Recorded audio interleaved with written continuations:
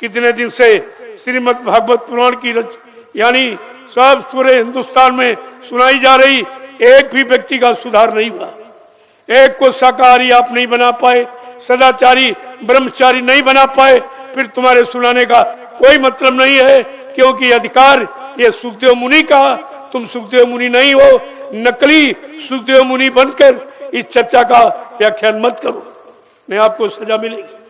मैं पहले से इशारा कर रहा हूं, ये काम आप बंद कर दो। उन्होंने जो लिखा था वो केवल ज्ञानार्जन के उद्देश्य से, लेकिन तुम लोग जो सुनाते हो धनोपार्जन के उद्देश्य से, ये तुम्हारा काम अच्छा नहीं है। इसका बदला, इसका खमियाजा आपको भोगना पड़ेगा, क्योंकि ये शास्त्र समाज के सुधार के लिए, और तुम धनोपार्जन में प्रयोग कर रहे हो, तुम इसका मूल्य चुका रहे हो। क्या तुमने कोई शास्त्र लिखा है? 4 वेद 6 7 18 पुराण 19 उपनिषद और 36 ऋचाएं, ये तुम्हारी लिखी हुई नहीं है, लिहाजा तुमको उसका मूल्य चुकाने का कोई अधिकार नहीं। अगर करोगे तो इसका खमियाजा आपको भोगना पड़ेगा। मैं पहले से इशारा किए देता हूं, बात में यह मत कहना कि हमको किसी ने बताया नहीं। ये कागज की नाव है, न तुम्हें पार करेगी न सुनने वाले पार जाएंगे। एक कागज की नैया बीच में डूब जाएगी तो तुम सब डूब जाओगे। इसलिए नाम की नौका को पकड़ो, जो समय की नाम नौका यानी लगाई है, उस समय के योगियों ने सतयुग में लगाई, और ऋषि मुनियों ने त्रेता में लगाई, और गुरु ने द्वापर में लगाई, आज सदगुरु ने कलयुग में लगाई है। जब कलयुग की नाम नौका पर सवार हो जाओगे तो चले जाओगे। कलयुग में आपको कुछ करना ही नहीं, केवल संतों की बात माननी। उन्होंने साफ शब्दों में कहा, लेकिन तुम उनकी बातें नहीं सुनते हो, तुम्हारी समझ में कुछ नहीं आता।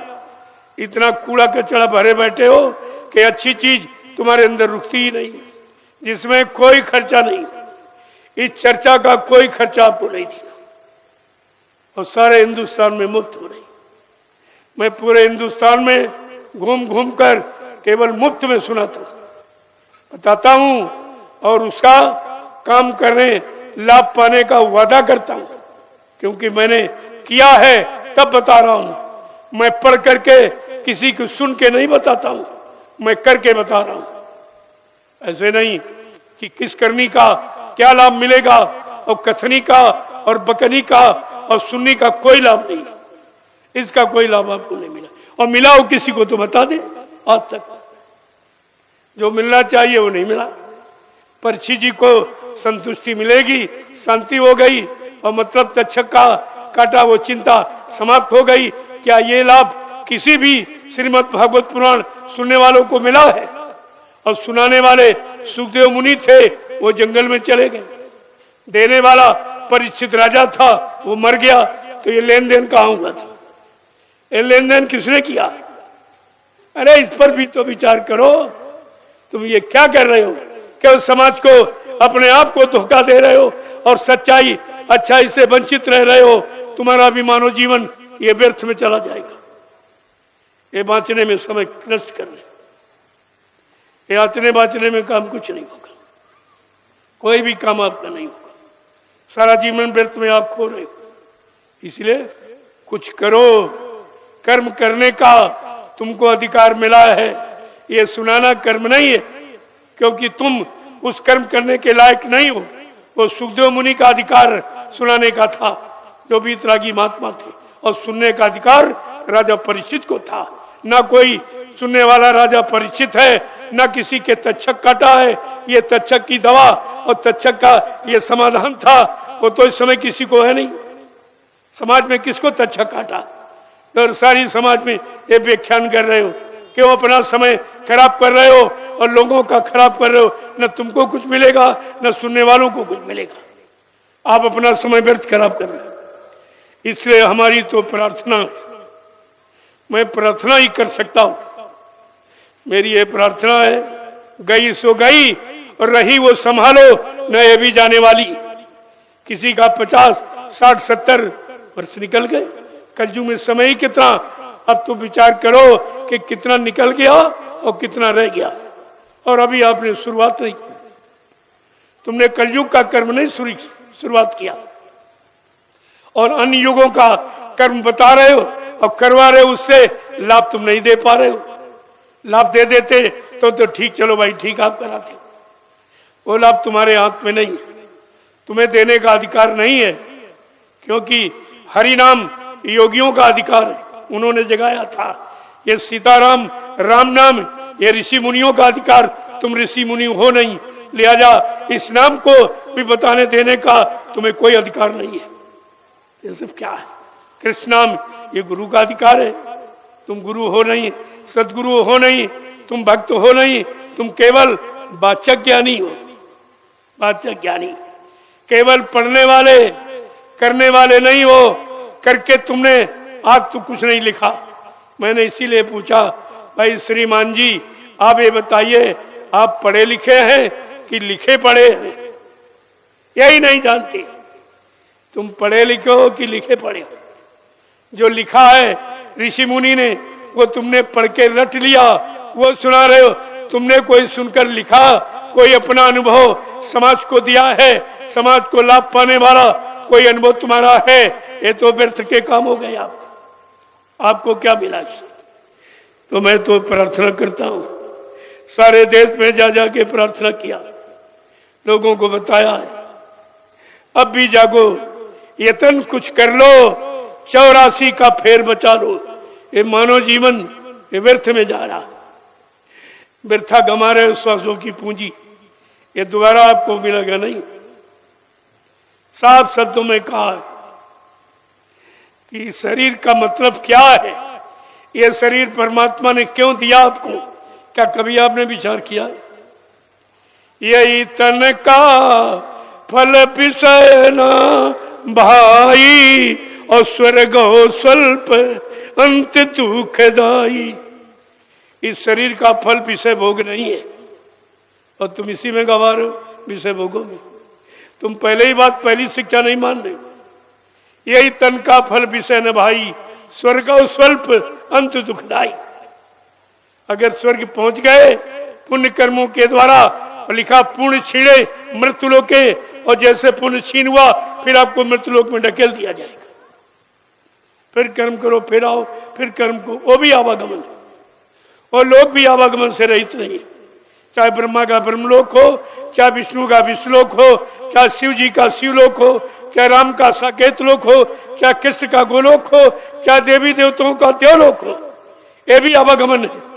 केवल पुण्य के बल से आप वहां जा सकते हो, और पुण्य का खजाना जब समाप्त हो जाएगा फिर आपको मृत्युलोक में ढकेल दिया जाएगा। बीच के किसी लोक से जीवात्मा को अपने सतलोक जाने का अधिकार नहीं है। अगर सतलोक जीवात्मा को पहुंचाना है तो मृत्युलोक मंडल में मानव तन धारण करना पड़ेगा। मानव तन के जानकार संत महात्मा की तलाश करनी पड़ेगी, उनको नाम की युक्ति उनसे लेनी पड़ेगी, और नाम की कमाई करके आप अपनी जीवात्मा को सतलोक सचखंड पहुंचा सकते हो। तुम तो दाम की कमाई में समय बिता रहे हो, और दाम की कमाई ये कर्जा है। अपने जीवन में लाखों लोगों का कर्जा ले लोगे, उसके देने के लिए लाखों बार जन्म लेना पड़ेगा। ये कितना अनर्गल काम आपका, ये कितनी बड़ी अज्ञानता भूल भ्रम में आपका जीवन जा रहा है, और अभी तक आपने इस पर विचार नहीं किया कि ये मृत्युलोक कर्मों की अदायगी का, जब जैसे कर्म करोगे तब तैसे शरीर में आपको जन्म दे दिया जाएगा। इसलिए उसने जितने कर्म बनाए उन कर्मों के भोग के लिए 4,84 लाख नरकों की योनियां बताई, इनमें आपको भेजेगा। हर कर्म का फल इन्हीं योनियों में आपको भोगना पड़ेगा। कम से कम ये भी तो सोचो, आज कलयुग में तो मानव शरीर पाने वाला तुम कर्म भी नहीं कर रहे हो, तुम्हारे कर्म सब राजसी खान पान करते हो। भूल गए कुंभकर्ण वध, कुंभकर्ण का वध भगवान राम ने क्यों किया? कुंभकर्ण शराब पीता था, मांस खाता था, इससे भगवान राम ने उसका वध कर दिया। अगर भगवान राम का कानून आज लगा दिया जाए, तुम परिवार समाज में रहने वाले कितने लोग बचोगे? तुम सब शराबी कौवाई हो गए, तुमने राम जी का क्रोध नहीं समझा और कुंभकर्ण का वध नहीं समझा। आखिरकार क्यों मारा, जबकि कुंभकर्ण सब नहीं बलवंता, कुंभकर्ण समान धरती पर कोई बलवान नहीं है, लेकिन राम ने ये उसका कर्म नहीं माना और जो गंदा खान पान किया उसके द्वारा उसका वध कर दिया। क्या तुम सब लोग वध करने के लायक हो? अब भी नहीं सुन रहे हो, अभी नहीं मान रहे हो? तो ये कथा तो उन युगों की आप सुनाते हो जिनमें लोग पाक साफ निर्मल थे और उनकी उम्र शरीर की 10,000 वर्ष की, त्रेता की, द्वापर में 1,000 वर्ष की थी। आज तो 100 वर्ष मिले हैं। 100 वर्ष वाले को तुम 1,000 और 10,000 वर्ष वाली कथा सुनाते हो, क्या उसके बस की है या कर सकेगा? उसके पास तो समय ही नहीं है। तुम भी नहीं सोच पा रहे हो तो लोगों को सोचना क्या सिखाओगे? पहले तुम करो, फिर करना सिखाओ। तुम्हारी बात का असर पड़ेगा, प्रभाव पड़ेगा। अगर तुम्हारे में वो कर्म नहीं है तो सुनाने का कोई प्रभाव आज क्यों नहीं पड़ रहा? एक व्यक्ति को भी तुम न सच्चा ईमानदार बना पा रहे हो, न चोरी डकैती छुड़वा पा रहे हो, न शाकाहारी बना पा रहे हो। कोई शुभ कर्म, शुभ कथा सुनाते हो, शुभ कर्म करने वाली, और शुभ कर्म किसी को तुम सिखा नहीं पाए हो, तो तुम्हारे सुनाने का मतलब क्या हुआ? फिर क्यों सुनाते? अरे पहले परीक्षण करो कि इस कथा के लायक कौन है कलयुग में, क्योंकि कलयुग है।